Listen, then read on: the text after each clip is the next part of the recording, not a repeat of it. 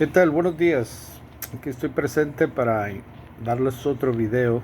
Y es un video muy interesante porque habla acerca de la humanidad, desde la creación, desde el origen del pecado hasta la segunda venida de Cristo, de cómo ha ido pasando todo a través de la historia.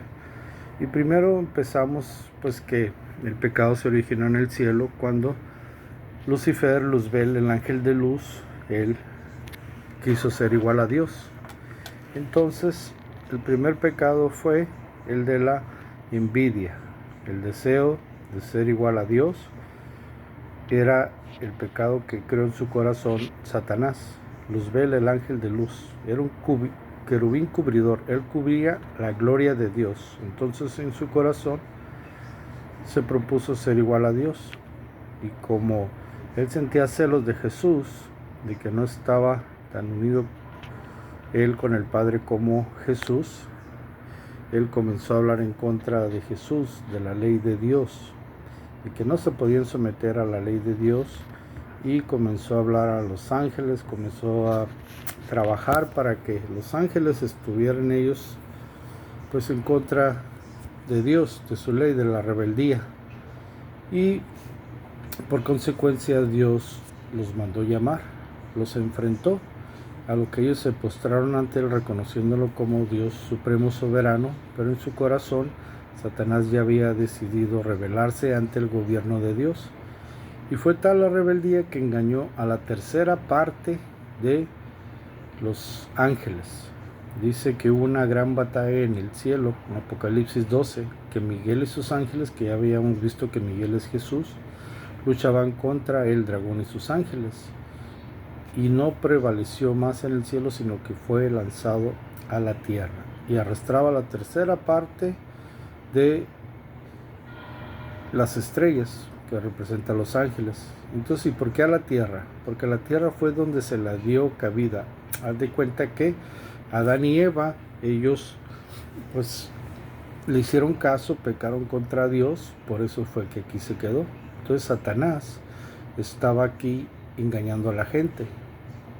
Y cuando nació su primer hijo, Caín, y luego después Abel, Caín mató a Abel. ¿Por qué? Porque el sacrificio de Caín no fue agradable a Dios. ¿Y por qué el de Abel sí? Porque les había pedido un cordero. Entonces, en este cordero representaba a Jesús, y Caín había llevado lo mejor de la tierra, que eran frutos, pero no era lo que Dios pedía. Entonces había desobedecido a Adán y Eva, habían sido expulsados del paraíso. Después desobedeció Caín, y Caín mató a Abel, y se enojó con Dios y huyó de la presencia de Dios. Pero Dios lo marcó para que nadie pudiera matarlo. Pero ahí fue la primera descendencia de enemigos del pueblo de Dios, de parte de Caín. Después Adán y Eva tuvieron otro hijo que se llamaba Set, que era el sustituto, el repuesto de Abel. Entonces fue el sustituto, fue la descendencia de los hijos de Dios. Después, cuando se multiplicaron, hubo pues mucha gente, gran pueblo, pero se unieron también en contra de Dios. Así que Dios mandó a Noé a hacer un arca que duró 120 años, ¿verdad? Él en su arca, trabajando día y noche, y la gente a veces le ayudaba también, claro, pero no creyeron en él, solamente creyó sus hijos, su esposa y sus nueras, y pues todos los animalitos que Dios metió en ese arca, ¿verdad? Metió 7 parejas de los animales puros y una pareja de los animales impuros. Entonces, ¿qué es lo que se le llama animales puros y animales impuros? Animales puros son los animales que se pueden comer, que pueden ser aves que no sean nocturnas ni de rapiña, animales que tengan pezuña hendida y sean rumiantes, como la vaca. Eso es un tipo de animal impuro. El impuro es como el cerdo, las aves de rapiña nocturnas. Entonces del mar pues había lo único que se puede comer son los peces que tienen aletas y escamas, y pues todo lo demás pues no se puede comer, se le considera impuro. También después, ya que pasó el diluvio, pues Noé y sus hijos volvieron a poblar otra vez el mundo, pero esta vez se rebelaron contra Dios otra vez y se fueron a vivir al valle, y los hijos de Dios se quedaron en la montaña. Ahí en el valle construyeron una torre, que fue la Torre de Babel, que para que Dios ya no los iba a destruir inundándolos, y Dios lo había prometido por medio del arco del pacto, que es el arco iris, ¿verdad? Entonces, no confundir con la bandera del orgullo LGTBT, porque son un poquito colores diferentes y tienen un color de más. Entonces es diferente la bandera del arco iris a esta bandera que le llaman del orgullo. Y entonces en la Torre de Babel, como Dios miraba que estaban ahí pues todos un solo pensamiento unánime en contra de Dios, confundió su lenguaje. En la Torre de Babel nació pues el término de Babilonia, el gran imperio. Babilonia pues quiere decir confusión, porque Dios fue donde confundió los lenguajes, en Babel. Después así fue como nacieron los lenguajes, los países, que cada persona se fue con su propio, de las personas que hablan su propio idioma. Ya cuando se multiplicó mucho la gente, pues Dios llamó a Abraham para darle sus leyes, para hablarle, para tener un pueblo, cosa que Abraham obedeció y salió de la tierra de Hebrón, por eso se le llama Hebreos. Abraham tuvo un hijo que es Isaac, y Isaac tuvo dos hijos, que era Jacob y Esaú.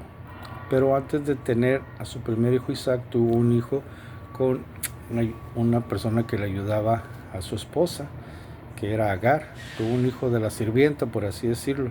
Entonces Ismael es el primer hijo de Abraham, pero no es el hijo de la promesa, que es donde descienden muchos árabes.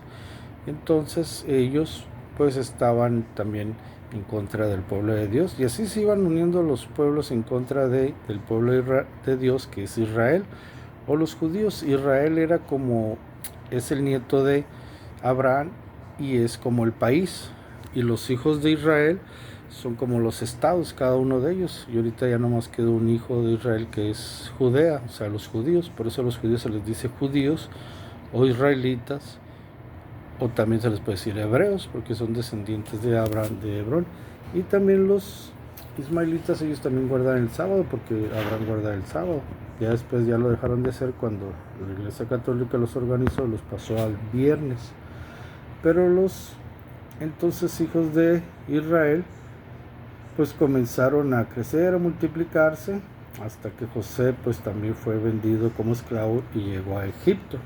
Entonces Egipto, antes de eso José había tenido un sueño, por eso le dicen José el soñador. Soñaba 7 vacas gordas y 7 vacas flacas, y también 7 espigas frondosas y 7 espigas pues raquíticas, ¿verdad? Entonces soñaba que las 7 vacas flacas se comían a las gordas, o las 7 espigas débiles se tragaban a las frondosas, y representaba que iba a venir 7 años de abundancia y después otros años de sequía. Pero en esto ayudó a descifrar José el sueño, que era un sueño del faraón, ¿verdad? Y lo pusieron también como el número 1 después del faraón, y administraba todos los graneros de faraón, de los egipcios, y después ya pues se trajo a vivir a toda su familia. Entonces hubo un tiempo en que estaban viviendo todos los hijos de Israel, todos los israelitas, los hebreos, con los egipcios en la misma tierra, pero los egipcios tuvieron celos de los hebreos porque se multiplicaban, entonces los hicieron esclavos. Los hicieron esclavos por más de 400 años. Cuando Dios los libertó, pues levantó a Moisés, ¿verdad?, para poder sacar a su pueblo de la esclavitud. Entonces fue cuando ahí, al sacarlo, les hizo el templo.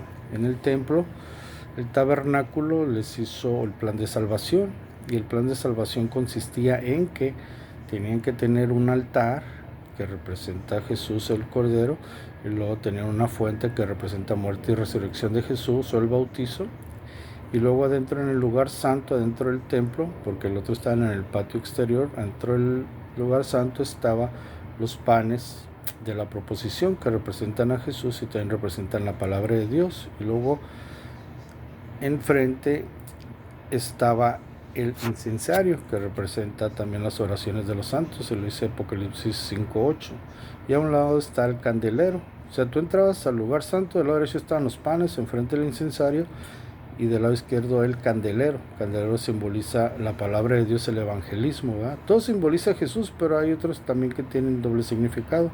Ya en el lugar santísimo donde se manifestaba la presencia de Dios estaba la ley, los 10 mandamientos, que tanto odio sea a Satanás, a la ley, a Jesús y al pueblo de Jesús, los que guardan mandamientos de Dios, incluyendo el sábado.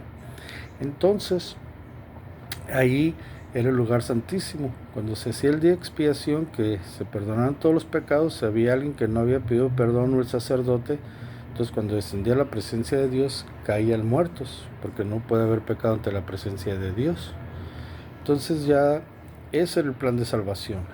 Después, cuando Jesús nació, el pueblo de Dios, pueblo de Israel, fue rechazado. ¿Por qué? Porque ellos rechazaron a ¿quién? A Jesús. Entonces, cuando ellos rechazaron a Jesús, que fue muerto y crucificado en la cruz al mismo tiempo que iba a hacer el sacrificio el sacerdote, se detuvo y cayó su cuchillo y ya no pudo hacer el sacrificio y el corderito escapó. ¿Por qué? Porque ya había hecho Jesús su sacrificio, entonces ya no había necesidad de ese sacrificio. Hasta ahí se cumplió la ley de ritos y decretos, mas no la ley de los 10 mandamientos. Entonces después, cuando el pueblo de Israel fue rechazado, todavía tuvo tres años de gracia hasta que dieron muerto a Esteban, que fue el primer mártir cristiano, fue uno de los apóstoles, y entonces fue cuando ya fue desechado el pueblo judío. Cuando se unió el romanismo con el cristianismo, que inició la Iglesia Católica, lo contaminó todo. Dice que en 2 Tesalonicenses 2:1 que el hombre de pecado iba a venir y iba a contaminar todo. ¿Cómo contaminó todo? Bueno, el plan de salvación es que tú aceptas a Jesús, que es el altar de sacrificios. Después te bautizas, que es la fuente que está allá afuera, y adentro en el lugar santo están los panes, que tienes que estudiar la palabra todos los días. Después está el incensario, que tienes que orar, y está el candelero, que tienes que predicar la palabra, y por consecuencia tienes que ser obediente a los 10 mandamientos, incluyendo el segundo, que dice no adorarás imágenes, y el cuarto, que dice que reposarás el día sábado. ¿Cómo los contaminó? Primero, la palabra de Dios dice que no hay otro mediador entre Dios y el hombre sino Jesucristo mismo. Es el único mediador entre el cielo y la tierra. Pero ¿qué hizo la Iglesia romana? Puso la Virgen María. Dicen que es otra intermediaria. Después los bautizos los cambió de adultos, que tienen que ser plenamente convencidos, a niños que bautizan niños. Y en vez de la Biblia lo quitó y puso el catecismo. Después quitó las oraciones y se puso en los rezos. Cuando Jesús dijo, cuando ustedes oran al Padre, no digan vanas repeticiones. Y cuando más tenía que alumbrar la iglesia en su luz, que tenía que ser pues la luz del mundo, se le llamó la Edad Oscura, que fue del año 538, cuando todos los poderes de Roma, de Europa, le dieron su reinado a Roma. Y hasta 1260 años después, en el año 1798, cuando el general Berthier, por orden de Napoleón, llevó preso al Papa. Hasta ahí se acabó su reinado. Exactamente 1260 años, 42 meses proféticos o 3 años y medio. Y después de que ellos pues estaban persiguiendo a la iglesia, también cambiaron los 10 mandamientos, cambiaron el sábado al domingo, el día de reposo, y quitaron también el mandamiento que dice que no adorarás imágenes. Entonces, pero Dios en su misericordia comenzó a levantar los reformadores para poder restablecer cada uno de estos muebles, por así decirlo, de estos ritos para la iglesia. Por ejemplo, primero vino Juan Wycliffe alrededor del año 1300, donde él tradujo la Biblia, ¿verdad? Al traducir la Biblia restableció el mueble de los panes. Después en 1400 vino Martín Lutero, el más famoso, que dijo que solamente en Jesús había salvación y por él. Nada de indulgencias, nada de penitencias. Entonces él restableció el altar de sacrificio de Jesús, ¿verdad? En 1500 vino, pero fíjense, también con ellos nació una religión nueva sin querer. Cuando Lutero, pues nació la iglesia luterana. Después en el año 1500 vino Juan Calvino, donde decía que teníamos que orar a Dios como a un amigo. ¿Y qué iglesia fundó él? Lo fundó la presbiteriana, junto con otros reformadores, pero él era uno de los principales. Después vino Juan Smith y Roger Williams, que decían que tenían que ser bautizados en el año alrededor de 1600 por inmersión y no por aspersión, y ellos pues sin querer también nació la iglesia bautista. Por eso hay que tantas iglesias. Y en el año 1700 vino Juan Wesley diciendo que todo hombre tenía que ser un evangelista, y fundó también la iglesia metodista, pero digo que era sin querer. Entonces alrededor de 1700 pues ya se habían restablecido 6 muebles o 6 ritos, que eran en 1300, 1400, 1500, 1600, 1700, pues que fue los panes, el candelero, el incensario, el altar de sacrificios, la fuente, pero faltaba uno, que era la ley. Y en 1800 Dios ya no levantó un solo hombre, sino que todo un movimiento, la iglesia adventista del séptimo día. Por eso es que nosotros guardamos el sábado, porque estamos restableciendo la ley de Dios, porque en Hechos 3:21 dice que Jesús es necesario que sea retenido en el cielo hasta que todas las cosas sean restauradas. ¿Cuáles las cosas? El plan de salvación. Entonces, en el plan de salvación dice que tenemos que ser obedientes, Gálatas 3:24, para que la ley nos lleve a Jesús para ser justificado. ¿Por qué? Porque un asesino que no se arrepiente de su pecado no puede ser justificado. Entonces tiene que obedecer, tiene que arrepentirse, ¿verdad? Y no pecar. Porque también 1 Juan 3:4 dice que el pecado es la transgresión de la ley. Y hermanos, entonces la iglesia adventista nació alrededor de 1800, entre 1844 y 1866, ¿verdad? O sea, el movimiento adventista, donde son varias iglesias, que algunos eran bautistas, metodistas, católicos, hasta ateos, ¿verdad? Había, que se convirtieron esperando la segunda venida de Cristo. Y cuando se termine de predicar el evangelio, entonces vendrá el fin, se manifestará Jesús, regresará otra vez, ¿verdad? Y esa es la historia de la humanidad en grandes rasgos. Saludos, buen día.